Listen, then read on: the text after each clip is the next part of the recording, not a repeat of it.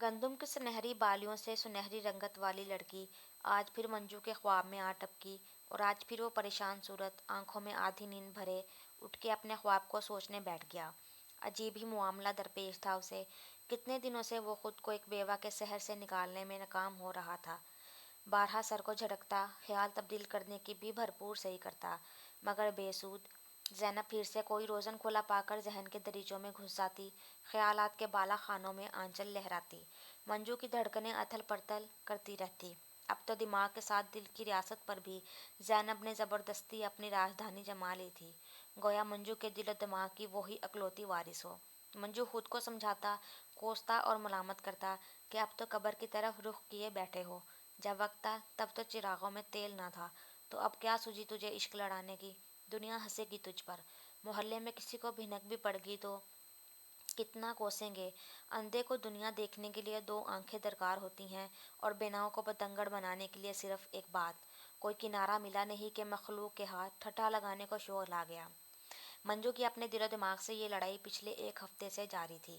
دن بھر خود سے لڑتا، اپنی کیفیات پر قابو پاتا، اپنی بے مہار سوچوں کے دھارے میں بہتا رہتا، مگر شام پڑتے ہی خود پہ لگائے گئے سارے پہرے توڑ کر اس کے قدم زینب کے کوچے کی اور اڑ جاتے۔ کوئی پہر وہ زینب کی صرف ایک جھلک دیکھنے کو یہاں وہاں ٹہلتا حیلوں بہانوں سے گزار دیتا۔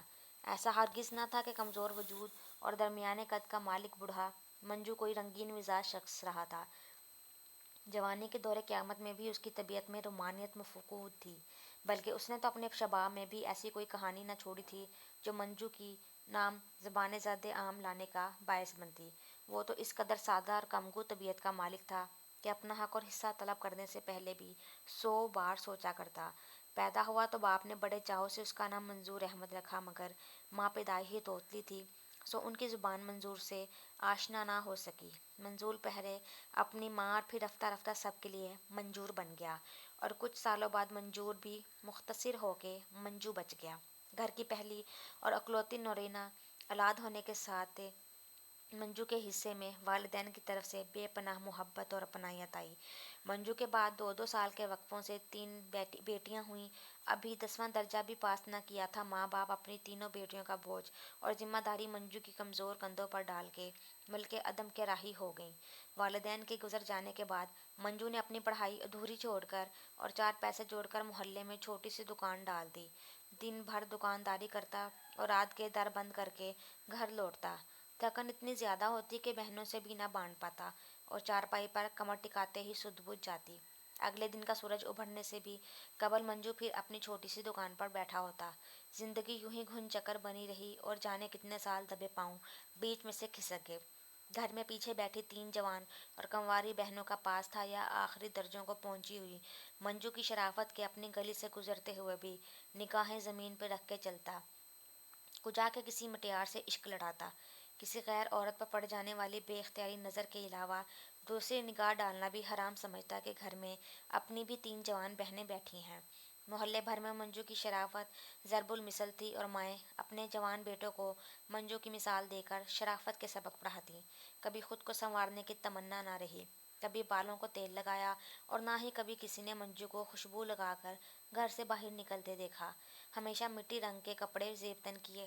ایک بار عید شوال پر بہنیں منجو کے لیے کڑکڑاتے ہوئے سفید تھان سے جوڑا کٹوا کے لائیں، تو منجو نے پہننے سے انکار کر دیا اور بولا، من میلا ہو تو تن پہ اجلے کپڑے ڈالنے سے بھلا کیا حاصل۔ دکان چھوٹی سی تھی، آمدن کم تھی اور مہنگائی زیادہ۔ فرنیچر اور سونے کے بھاؤ آسمان سے باتیں کرتے تھے۔ وقت گزرتا چلا گیا، اور بڑی 2 بہنوں کے جہیز جوڑتے جوڑتے منجو کے اپنے سر میں چاندی کے تاج جھانکنے لگ گئیں۔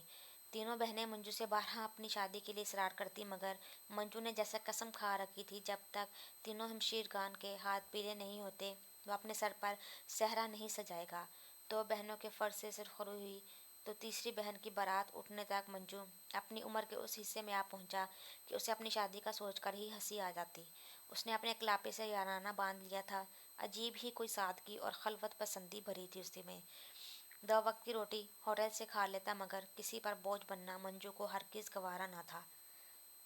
اہل محلہ میں کوئی بڑے بزرگوں نے मंजू को पास बैठाकर समझाया और शादी का मशवरा दिया, मगर मंजू मान के ही ना दिया। वो इस हकीकत को तस्लीम कर चुका था कि अब ख्वाब देखने की उम्र गुजर चुकी है। यूं भी तन्हा रहने की आदत अब इस कदर पुख्ता हो चुकी थी कि वो अपने घर में किसी नई हस्ती का वजूद इजाफी समझता। बिला आखिर बड़े बड़े बुजुर्गों की 7 बहनों का इसरार भी दम तोड़ गया, और वो अपनी औलाद और ज़िंदगी के बखेड़ों में यूं उलझ गई कि महीनों अकलौते भाई की खैर खबर लेना याद ना रहता। जिंदगी की अपनी मखसूस डगर पर चलती रही, और मंजू का सर मुकम्मल सफ़ेद हो गया। ढूंढने से भी कोई काला बाल ना मिलता। उसने ज़िंदगी के 5 अशरे भी गए बरसों में पूरे कर लिए थे, और अब छठे की तरफ दौड़ थी।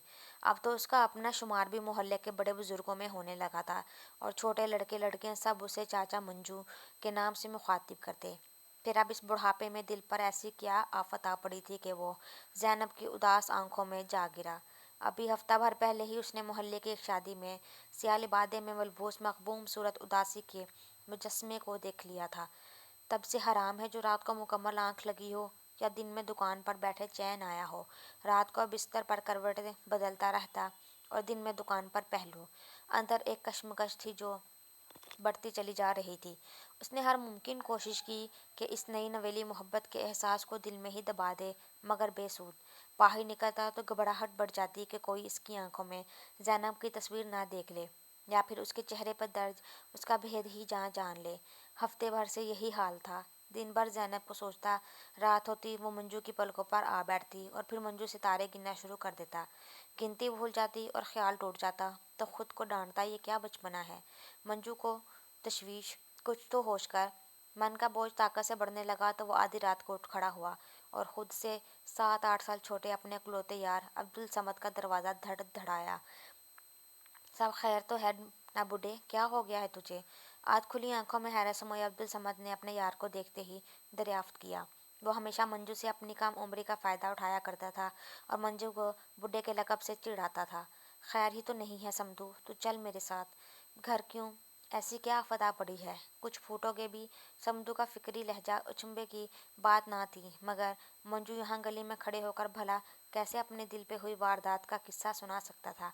समधू के बाजू से पकड़कर घसीटते हुए अपने साथ घर ले आया, और शुरू से आखिर तक राम कहानी कह सुनाई। और अब समधू के कह के दीवारों से सर टकरा रहे थे। मंजू ने बामुश्किल समधू के मुंह पर हाथ रख के उसके कहकहों का गला घोंटा, तो आज साबित हुआ कि 60 को पहुंचते ही बुढ़े सठिया जाते हैं।